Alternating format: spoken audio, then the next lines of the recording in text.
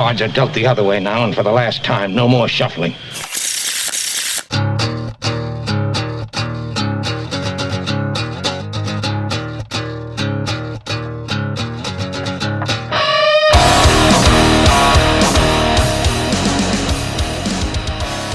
All right, welcome back to another episode of Fantasy Fuel Shuffling the Deck. I am Tom Tuttle, and today we're going to be talking about a random player from the Miami Dolphins.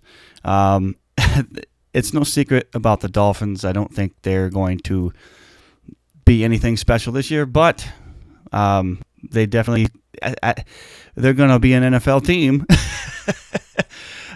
So they're going to be relevant in fantasy as well, and so that's why we're going to randomly pick a player from the Dolphins. I'm right in the middle of the AFC East this week, this episode is the Miami Dolphins. So let's get to it. Yes, of course, Ryan Fitzmagic. That is the guy we're going to be doing. This is our first time we've randomly selected a quarterback, so we'll see how that goes. Again, the Dolphins aren't going to be anything special this year. They won't be making the playoffs, I don't think. And at best, I think they're 8-8. Unless Fitzmagic actually does show up and has an outstanding year.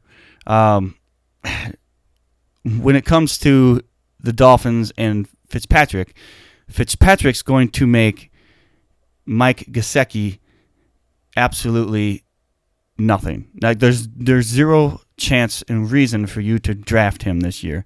Fitzpatrick targets the wide receivers at a ridiculous level. It's actually pretty ridiculous. His percentage of wide receivers targets while he's been in the league has been something you have to pay attention to. So let's get to that. Last year with Tampa Bay Buccaneers, he targeted the wide receivers 69% of the time. That is a ridiculous number. That was first in the league this last year.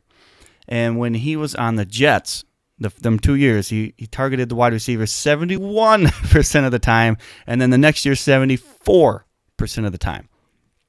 Again, that's first in the league. When he was on Houston, 69.4% of the time.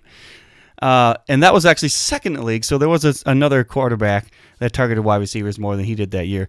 This is a ridiculous amount of numbers, and this is a consistent way to judge how Ryan Fitzpatrick's going to be.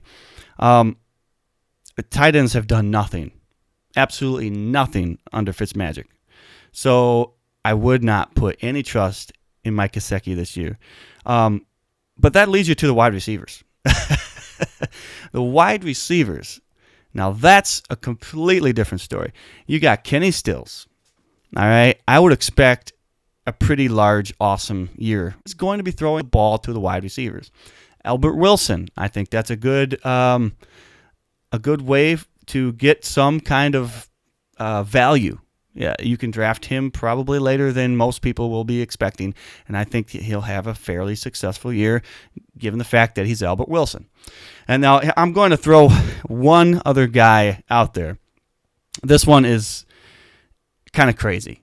I mean, JJ, John Eddie Jr., he's got his own little crazy person I always smile and laugh at, and that's Kevin White. This one is Devontae Parker. I actually think that with Fitzpatrick under center and throwing the ball probably 70% of the time to the wide receivers, Devontae Parker has a decent chance to be something this year. I'm not going to tell you have to get him, but hey, there's a possibility there, and I'm not going to put it past Ryan Fitzpatrick to make Devontae Parker a legitimate fantasy player. I know it sounds ridiculous, but hey, there's a possibility there. I think Fitzpatrick knows why he's going to the Dolphins. He knows they're not going to be winning a Super Bowl. He's going to just have to go out there and have fun, and that's what he's going to do. And it's going to basically be he's going to go outside recess at school, and it's just going to be constant, hey, go deep, I'm going to throw it to you, whatever. That's just kind of how he is, and he knows that that's what the Dolphins are going to want. Unless they draft somebody, he is the guy in Miami. And he is going to generate more fantasy points than most people think. So I like it. I actually think he is, right now he's like the last starting quarterback taken off the board in most drafts. So I actually absolutely like him. He's going to get more points than a lot of the other guys. So I would take him.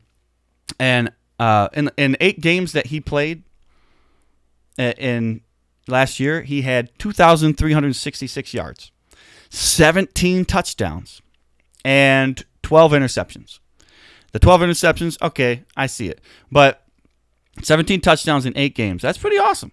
Only 8 games that he played, he was actually 28th in scoring for quarterbacks in fantasy football. So he only played half the year. There's 32 teams, and he was 28th.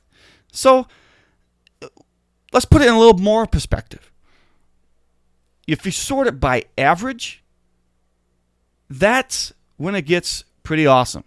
If you really think about how he was last year, when you sort it by average, to see a little bit of perspective, when you do that, he's 5th. 5th best. 5th best. That is insane. Is it not? Is that not insane? 5th best. So there's no other option in Miami. He's going to get fantasy numbers.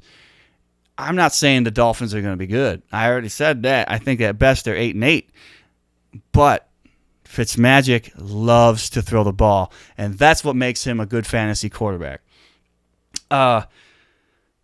It's really hard for me to not go with him just because it's Fitzmagic. Look what he did last year in 8 games. This was back and forth between him and Jameis Winston, and I honestly think that he's going to have a successful year.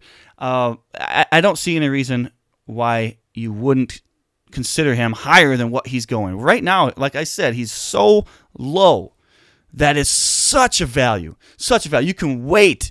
You can wait in your drafts for a quarterback because Ryan Fitzpatrick's going to be very, very, very late, and that's amazing. You can get a great value with him. If it's a redraft, you absolutely go with him. If they draft a quarterback, I understand that quarterback might take like half the year away from Fitzpatrick. But isn't half a year worth it for a quarterback that scored 5th? He scored 5th in fantasy points. 5th. Come on now, guys. We have to put this in perspective. I actually believe he's going to be very, very good this year. So let's not sleep on Fitzpatrick. I'm not saying the Dolphins are going to be great, like I said, but he's got a very tremendous amount of value this year. So that being said, I think that'll do it for me this episode. I just want to make sure everybody go out and listen to the rest of Fantasy Fuel. We're on Spotify, we're on Apple Podcasts, we're on iHeartRadio. Everywhere you know that you can find podcasts, we're there. If we're not there, let us know, and we'll try to get on there. If you're on an app that you listen to for podcasts and we're not there, let us know. Find us on Facebook. Find us at fantasyfuelpodcast.com, and you can find us on Facebook, Stardom and Sid'em page, Fantasy Football Stardom and Sid'em page. A lot of people there that will help you out. We can be found almost anywhere. And please check out JJ's episode of Fantasy Fuel on the Fire, and remember to stay fueled up this offseason.